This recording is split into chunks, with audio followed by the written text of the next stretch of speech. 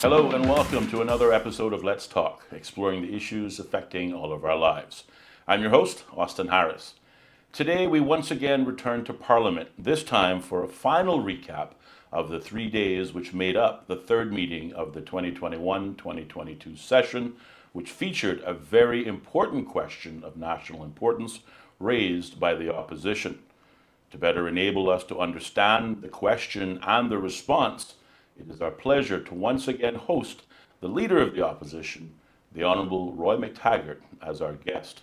Mr. Leader, Mr. McTaggart, thank you very much for being our guest once again here on Let's Talk. Good day to you too, Austin, and thank you very much for hosting me again. Glad to be here on your show. So, Mr. Leader, let's talk. On Thursday, we provided a recap of the parliamentary agenda with the assistance of the former Deputy Leader of the Opposition, Mr. Alva Suku.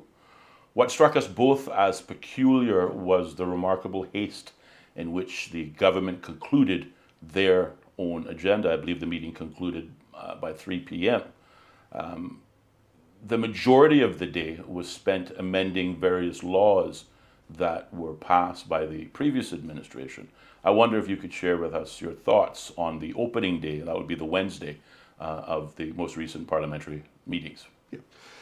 Well, I think what was most telling about this session is, as you mentioned, the absence of any real substance to the meeting in terms of the government agenda. There were 6. First of all, I would say it was the first meeting of the Parliament since November of last year when we met to do the budget. So, 7 months later, and there's no real legislation on the agenda dealing with the government's legislative agenda and their policies. So nothing there. What was there were those 6 pieces of legislation, which were very minor in nature in terms of their content, but were more cleanup exercises or housekeeping exercises to amend existing legislation that needed to be dealt with. And so, yes, we were able to complete the government business, all of it, by 3 o'clock on the Wednesday afternoon. That left us then with the only thing left on the agenda then was for the opposition's business, and that normally takes place on the Thursday. Mm-hmm. And we obviously were not ready to deal with our business at that time. Right. So I asked the Speaker really to suggested to the Speaker that we adjourn until Thursday morning to allow us to be prepared to deal with our business. And we were prepared when we went in on Thursday morning. Well, speaking of the Thursday, I believe it was the Thursday meeting that provided the majority of the highlights of this most recent parliamentary agenda, and that is coming from the opposition more so than the government. The opposition brought 2 very timely and relevant private members' motions, one dealing with stamp duty for first-time Caymanian homebuyers, and the other sought to level the playing field for local bars. But equally as important was a question of national importance, which you asked of the government, and I believe we have a clip of it. Let's perhaps take a look at it and then get your response thereafter. I'm not suggesting that every one of these suggestions can be implemented or accepted. I give them and I offer them to the government as examples of what could be done. And I hope that they will give them due consideration. Mr. Speaker, I'm determined not to let this session of Parliament end without hearing from the Premier or some other member of the government on this matter. And so, Mr. Speaker, I do conclude my presentation this evening, and I ask the question, Premier, please tell us what your government's thoughts and plans are to provide meaningful relief from the rampant inflation and associated high cost of living that Caymanians are continuing to experience. And I thank you, Mr. Speaker. Your thoughts, Mr. Leader, an opportunity to expand on those remarks. Sure. Well, the whole issue of the rising cost of living is one that has become of national importance. And there's not a day that goes by that you don't hear some comment from the populace about the difficulties and challenges that they are facing. I was optimistic, or I had an expectation that at some point during this session that one of the statements the Premier would make would be something about the cost of living, that he would address it in some way. We saw that he did speak to it briefly at the RF conference earlier that morning, but after we convened Parliament, there was nothing from him in the statements that they delivered. And to be honest with you, Austin, I was determined. I was not going to let the session pass without trying to force the government to make some statement, let the people hear what it is their thoughts are and what they are planning to do about the whole issue of cost of living. And so I was able to get the agreement of the Speaker to allow me to ask the question on the adjournment of the House later that day, because there was nothing there for the government to be done, and our business was going to be ending anyway. Right. So I prevailed upon him, and he agreed to allow me to bring forward the question at that time. Now, something that the public just don't know is that after he agreed, he did the right thing too, and let the government bench know that this was coming forward at the conclusion on the adjournment, and that they would have to respond. So that kind of sent them in a real frenzy is the only way I can describe it, because they all immediately huddled into the large committee room of Parliament, and they were in there for the better part of between 4 and 5 hours. Now, that was the other historical point. Not only did the first meeting end quicker than it's ever ended, but it was also the longest lunch break. I think 4.5 hours, I believe. I think that was a comment made by my colleague from Red Bay, that longest lunch break in history. Yes, right. In Parliament. But in any event, they did come forward and make their statement, which the Premier then further amplified on the Friday morning, because we did go back in, because there were a few more reports and financial statements to be tabled, annual reports to be tabled prior to the adjournment. So we did go back briefly, and then we adjourned into, the Finance Committee. Now I want to deal briefly too with the two private members' motions, and I want to really thank my colleagues, David White, Georgetown West, Barbara Connolly from Georgetown South, and Sir Alden from Red Bay, for their private members' motions, as you mentioned, both topics. They were both accepted by the government, in which we are truly grateful for, that they saw the validity in what we were asking.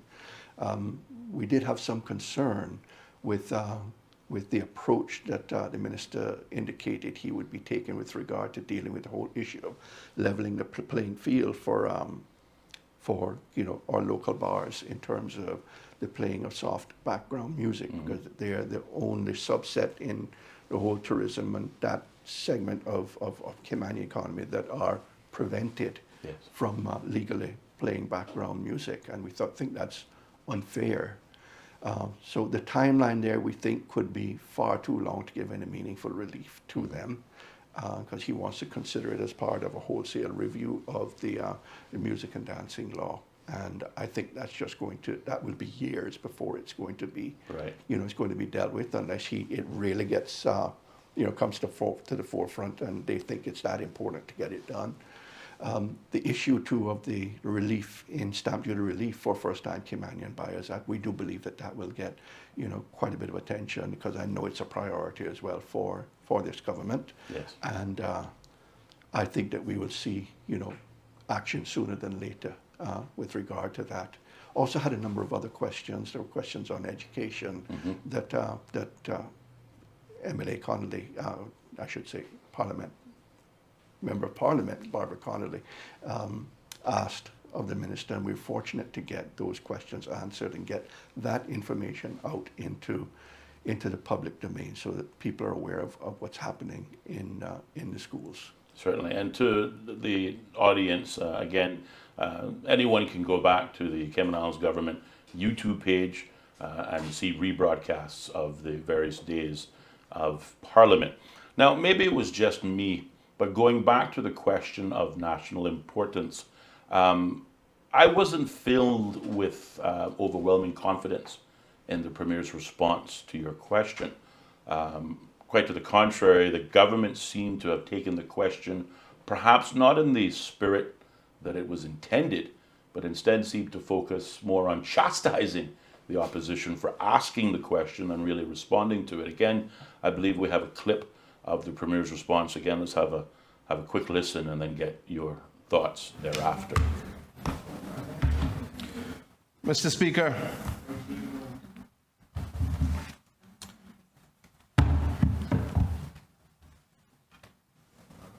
I only wish the member, the leader, honorable leader of the opposition, had brought a motion to deal with this issue in the way the others have been brought. Your thoughts on the Premier's response? Well, I thought his opening statement that he preferred it to be done as a motion rather than as a question. Very interesting. I mean, this is a huge issue. It's a huge national issue. It's not just local, it is international, it is worldwide. And so I felt it important that I ask the question. I felt also too that the government should have been prepared for this, and that it is one that requires a response and a statement from the government as to what they are doing. And as I said to you in one of the previous questions, it took them nearly 5 hours to back in the committee room to develop their response and what the statement the Premier made that afternoon in Parliament. I think it's important, and I want to stress it, in asking the question, I also took the opportunity to offer up some solutions that they could consider. And I made it clear that the list that I gave them would not be exhaustive, but there are things that could be done and considered by government that could and would give immediate release to the population with regard to dealing with the high cost of living. Of course, we talked about the cost of living adjustment. I mentioned that, but I recommended that it be given to all public servants, not just the civil service. I suggested also that they could look at a rollback of fuel and diesel taxes, that not just on electricity consumption, but on just regular purchase of gas and diesel, that they could consider rolling that back for a period of 6 months. That would give some major relief to the populace. I also suggested a rollback of the pension, an extension of the pension holiday to the end of December, because that's scheduled to kick in again on the 1st of July. And that's going to be a major blow and hurt to people when they're starting to see 5% of their salary being deducted for pensions, and also on the part of the employer, who is reeling as well from the effects of it, is going to have to pay an additional 5%. So that's going to be quite interesting to see how that's going to be dealt with, and what the public have to say about that. I also suggested that they could consider increasing the assistance that they provide for those who are in need, pensioners, and also government retirees, and those who get financial assistance from the government. Again, they are on fixed incomes from the government, and don't have much flexibility in terms of disposable income. So it's really important for them. And then I also suggested that it could continue this COVID stipends through to the end of the year, even at the reduced amount, I think, of $750 a month. I think it would go a long way towards helping people, because we are seeing, and that tourism isn't anywhere near at levels that it was prior to COVID. And in fact, I think for the month of May, we found that we were at probably 50% thereabouts in terms of where we were in 2019. So essentially 3 years later, and we're at 50% of the 2019 levels. So people in the tourism industry and who's work there are still hurting from this and could use assistance. They've got zero disposable income right now. There are other examples of things that I think government should consider as well. I didn't mention these, but they did come to mind, following the meeting. And one is that they could, if indeed CUC is looking to raise their rates, which they would be, I believe, entitled to based on current levels of inflation, that government work and have discussions with them to defer any potential increases so that people don't have to deal with that issue as well. And I know that in the case of the Water Authority, they recently made a request to OFREG for a rate increase. I know that it was deferred, and I would suggest that perhaps government consider response should be that to the Water Authority, not now. Mm-hmm. It is actually a government authority, government owned. So they have that flexibility that they could make that concession and not do it immediately, but to give some release. So I really am glad for the civil service COLA. They deserve it. Although I would have preferred to see the government go further and extend it to all public servants. Yes. And so in effect, they're pensioners and the remaining public servants. They really don't benefit from what government has proposed and what they're doing. When you look also at the second thing that they proposed, which is the electricity assistance program that's going to roll out here in July, August, and September, that looks promising, because that will put dollars immediately into people's hands. And so I think that is promising. It all depends too on how, the process that they have to establish in order for people to access this funding. And it seems to me timeline seems short in order for the government to be able to put the infrastructure and the policies and the procedures in place for this program to be successfully rolled out in July and continue through August and September. So they've got their work cut out for them, but it's not impossible. Yeah. And we'll just have to wait and see. It looks promising.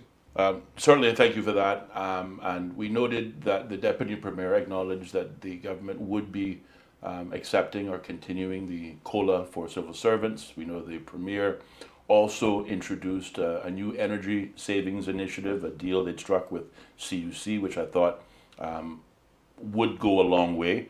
But he also spent a great deal of time talking about some of the other initiatives, which struck me as being more in relation to what the previous administration had started under the pre-COVID and post-COVID relief efforts, but he was using them perhaps as his response to cost of living, and I thought they were a bit out of time. I don't know what your thoughts were on that. Well, I do have to agree with you. I mean, he spent quite a bit of time going back over the things that had been done, but I think the important thing is to remind the public and everyone that those initiatives that were implemented had nothing to do with the present crisis at hand.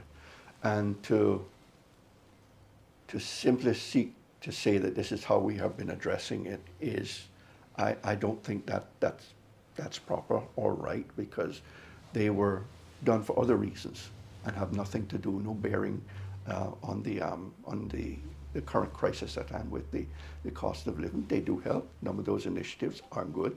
We support them, but had nothing to do with what's taking place today. Indeed.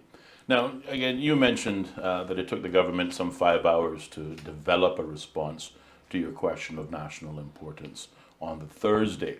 The Premier then amended to that response on the Friday with a statement, again, adding to those remarks. We don't have a clip, but I do have a written copy of the Premier's remarks where he says, Mr. Speaker, since getting elected, the PAC government has taken more than a dozen substantive actions to lower costs for some of the most vulnerable in our society.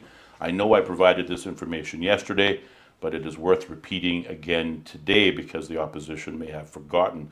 I want to go through them very quickly and ask specifically, are these initiatives to address cost of living, or are these initiatives those that perhaps began under the previous administration? The first, free school lunches. ESO related or initiatives started by the previous administration? Well, let me just make some statement with regard to what they have proposed, and it is clear there. They initially he outlined a lot of programs that they have done, but Austin, I think if you take a look at it and look at it reasonably and objectively, none of these policies were established in response to the issue of the higher cost of living and the current crisis that we face. And that's what we have to describe this as. It is a crisis. And as the Premier said, it's going to get worse. So harder times are coming. If they aren't already all here, it's going to get worse. And it'll get a lot worse before it gets better. But if we can just have a copy here too. Yes. Can we just talk through this for a minute? Sure, absolutely. And a number of these things. But free school lunches, okay, I give them credit for that. They very first thing, one first thing they did, they brought that policy out and provided free school lunches for all people, all people in public schools. Now we had done a program similarly for students during the COVID lockdown period, because they were getting, not everyone was getting, but many of our students were getting free lunches during the normal school term. And so we continued that and made sure that they received the meals during the lockdown as well. Indeed. But they have taken it further and provided it for all. They reduced certain fees for senior. Well, we started that program. That was part of our older policy statement. No relation or bearing on the cost of living today and the crisis today. Removed the import duty on certain food items and essential family items. Well, that was an issue we all campaigned on. But again, it wasn't related to this crisis. I'm grateful to see them do it. They acted, and they acted quite swiftly on it to get that done. Continued the displaced tourism worker stipend for another year. That's COVID related, not cost of living related issue at hand. Financial support to employees, again COVID related. Financial support to small and medium sized businesses, all COVID related. The insurance premium payment assistance program, again COVID related. In fact, we just approved supplementary funding last week in Parliament for the continuation of that program. But again, indications from the minister with responsibility for it, that program will be coming to an end. Provided free masks, LFTs, and free testing. Nothing to do with cost of living. They've been doing that from day one of the pandemic. And again, reintroduced private school grants and dispersed over $2 million. Yes, they did include grants of $2 million in the current year's budget, but not cost, not directly related to the crisis at hand. Increased the A-level scholarship funding. Again, nothing really to do with the need to address the crisis. Increase the funding and maximum amounts for both undergraduate and graduate scholarships. Yeah, that was something we also did as well. And offered a $1,500 stipend to scholarship recipients to travel to get their visas. No mention there of the current crisis that we're facing. Committed funding and a policy to build 100 affordable homes. Again, it's not in response to the crisis. So, none of those things that he says, they're all good things that they have done. The important thing to remember about this too, Austin, is that all of these COVID things were all started and commenced by the previous government. And they are just simply a continuation of stuff that has already been in train. And secondly, a number of these initiatives that he spoke of, just for example, the building of the 100 homes, that's going to take years to achieve. It's not going to happen overnight. Yes. The crisis today is immediate. The relief is needed right now, not tomorrow. It's needed now. Indeed, and that's why, again, I take it back to some of the recommendations you made. I think particular the reduction in stamp duty on fuel, even if it is just until the end of the year, deals with the here and now and the pressure that the citizens are facing. And I think those are the relevant kind of solutions the opposition and everyone's looking for from government. That's true. And, you know, I particularly couched it and said, put it on there, extend it until the end of the year, because that gives government the flexibility Yes. that it will need. Come down to end of the year, if there's still a need for it, or to alter it in some way, you can do so. Or if it's, you know, times are good again, and these things are no longer a problem, you can end it. Right. But important, you've got to give government room and flexibility to be able to manage the policies and the assistance that they provide. Exactly. Mr. Leader, we've talked about, and you've highlighted from the Premier's comments, what they've done up to this point. Yeah. The Premier also went on to mention plans for the future. I wonder if you could share those with our audiences. Yeah, a very good question too, Austin, because he did outline a number of plans that they are going to do and roll out to the public. He spoke, first of all, about the expansion of the offerings of Cineco to allow Cineco to get into providing other programs of insurance like property and casualty, and also looking at developing other types of health insurance policies that could be rolled out because simply the SHIC or standard health insurance contract is completely and mostly inadequate to meet the needs of the populace with regard to health insurance. It really is inadequate. But again, that doesn't get started until next year, is what they were saying. Because I asked the question of the CEO of Cineco when we were looking at the appropriations on Friday morning. When are they putting this in place? And he said, we hope to start on the 1st of January. Yes. But I mean, they've got a lot of work to do to put this in place by January. But conceivably, it can be done. Mm-hmm. It can easily be done. Through CIDB, we're making mortgages with fixed rates available for 2 years at 3.75%. Yes, acknowledge that is laudable, and it is less than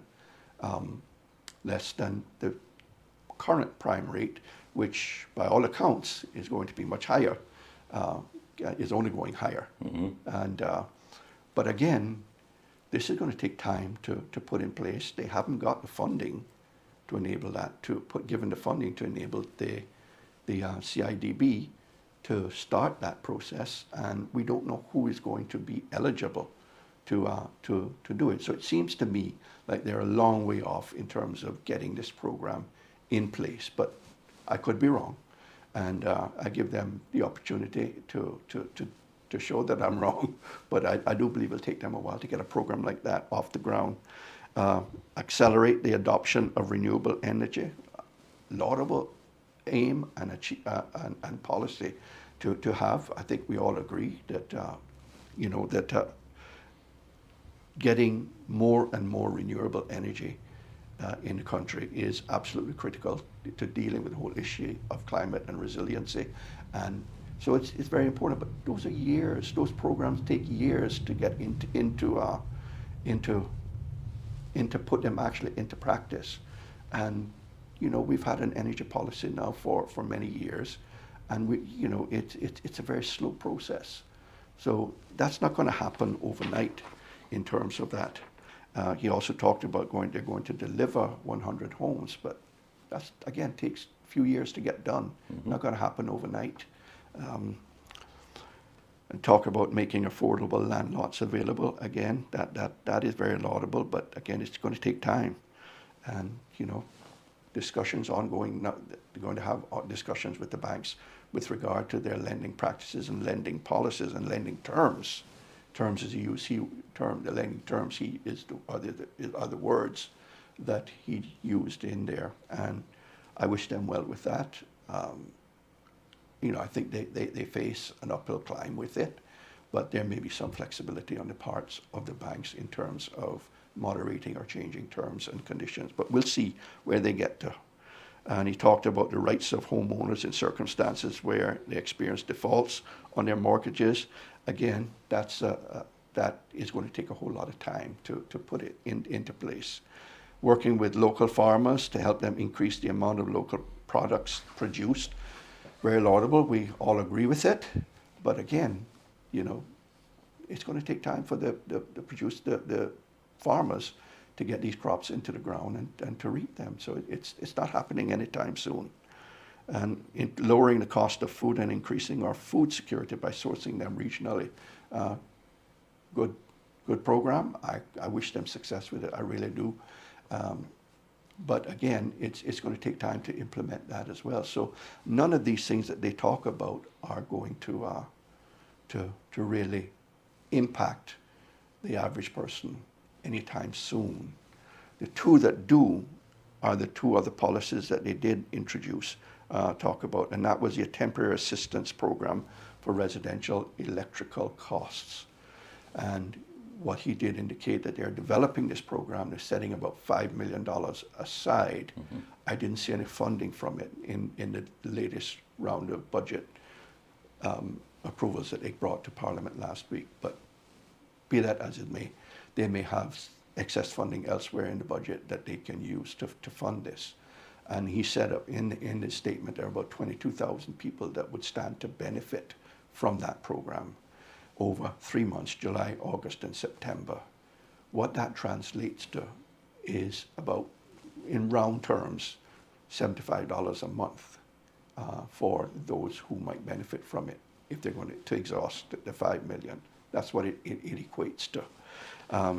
But that is one that has, will have immediate impact on the populace in terms of providing relief.